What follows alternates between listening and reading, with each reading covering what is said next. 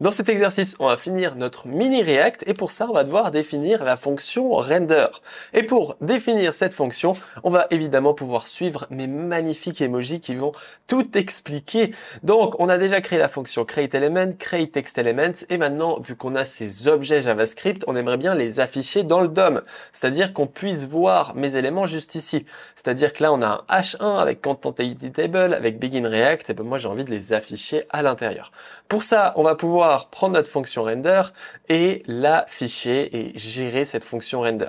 Pour ça, on va créer une variable DOM qui va être différente en fonction du type ici qui est TextElement. Si c'est TextElement, on a envie de créer une TextNode. Et dans le cas contraire, on va créer juste un H1 comme on l'a fait juste ici. Pour ça, on va faire element.type complètement égal à TextElement. Si c'est le cas, eh ben, on va faire document.createTextNode avec en valeur par défaut une string vide. Et si c'est pas le cas, on va faire documents.createElement qui va prendre en paramètre le element.type. Donc le element.type, il correspond à H1 ou à P ou à div, etc. Une fois qu'on a fait ça, on va supprimer les commentaires qu'on a fait ici et on va ajouter les props. Pour ça, on utilise l'helper object.key en passant en paramètre element.props. Object.key, il va transformer nos props qui sont un objet en tableau. Je vous laisse lire la documentation MDN que je mettrai en dessous de cette vidéo.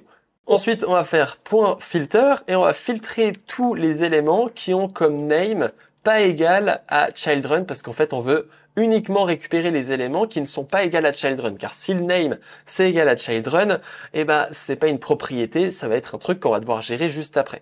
Puis on va faire un .forEach pour chacun de nos éléments. On va venir ajouter dans la DOM une propriété qui est égale au name et on va passer en paramètre element.props et ici en objet name. Et une fois qu'on a fait ça, on va pouvoir pour tous les children refaire la même chose, c'est-à-dire en faisant element.props.children .forEach.map. On n'utilise pas .map parce que la valeur de retour, on l'utilise pas. Donc ça sert à rien de faire des .map. Et on va prendre le name et ici on va faire render de name. C'est pas un name, c'est un child, autant pour moi. On va faire render de child dans le DOM, pas dans le container, sinon ça va pas faire l'imbrication correcte. Et donc ici, on va faire une fonction récursive qui va rappeler notre fonction render, qui va refaire toute cette histoire et qui va normalement faire fonctionner notre application. Maintenant, on va ajouter l'élément dans le container en faisant container.appedChild et en passant en paramètre DOM. Normalement, je me suis pas trompé, on va quand même vérifier du coup en ajoutant notre fonction render à la fin de notre script en faisant render de elements avec en deuxième paramètre container. Et quand on fait ça, on a BeginReact qui s'affiche ici. Tu vois que la propriété ici, ContentEditable true, eh ben elle fonctionne parce que je peux bien éditer le contenu de mon H1, même si c'est pas la props la plus jolie. On va pouvoir tester de faire une application un peu plus complexe, je vais vous montrer. On va par exemple rajouter un élément qui a comme div, comme props, il a un style avec un objet background. On va juste faire une indentation pas trop moche comme ceci. Il a comme style background, par exemple, gray.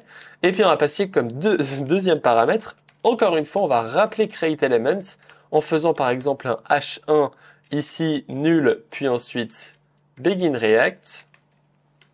Puis là, on va faire createElement de input, puis nul, puis... Ah non, ici, on va pouvoir passer une valeur, par exemple. Ça, c'est plus intéressant. Default value your message, par exemple. Et en passant en troisième paramètre, createElement de button avec aucune valeur.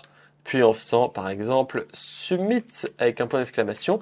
Et tu vois que ça crée vraiment notre application en utilisant juste cette syntaxe de createElement. Alors ici, j'utilise pas de JSX, c'est volontaire, c'est pour vraiment te montrer comment fonctionne ce createElement, mais le concept est là.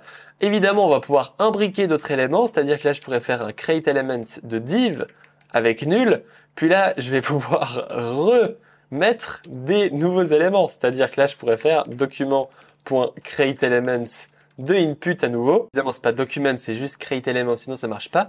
Puis là, je vais pouvoir rajouter aussi un style, par exemple avec un padding de 8 et puis une border de 1 et tu vas voir que ça va normalement, si je fais pas de bêtises en oubliant des virgules, ajouter mon petit élément ici, même si j'ai évidemment mal écrit style. Bon, en fait, le style marche pas. Je me suis pas rendu compte avant, mais on n'a pas de background gris. Donc, dans ce cas-là, évidemment, on peut venir débugger, mais je pense que c'est juste parce qu'on le gère pas spécifiquement. On aura dans le HTML un body et à l'intérieur, ici, tu vois que style, il s'en fout totalement. Il n'a pas du tout défini les valeurs parce qu'en l'occurrence, pour style, autant pour moi, il faudrait gérer un peu plus spécifiquement cette histoire parce qu'il faudrait définir pour chaque propriété un objet. Bref, c'est pas très grave, c'est pour te montrer qu'on peut créer une application comme ça. Et évidemment, ici, il faudrait gérer plein d'autres choses pour gérer, par exemple, les styles, pour gérer les composants, parce que là, pour l'instant, on peut juste créer des éléments, mais on pourrait gérer plein d'autres choses, mais ça te fait une bonne vision de comment créer un mini React, du coup, comment React fonctionne derrière. J'ai juste envie de te montrer un petit truc si j'enlève juste tout mon bullshit juste ici, juste pour voir quand je fais plusieurs string nodes, par exemple ici en faisant begin React et salut, tu verras que dans le DOM, ça crée plusieurs éléments string. Et ça sert à ça de faire notre fameux create text node. C'est que là, on a plusieurs text nodes. Ce qui permettrait à React, par exemple, si ici on update que la première partie, begin React, et de ne pas re-render la deuxième partie avec salut ou tout autre élément. Enfin, voilà, c'est un petit détail d'implémentation. Merci beaucoup. On se retrouve pour la suite. À tout de suite.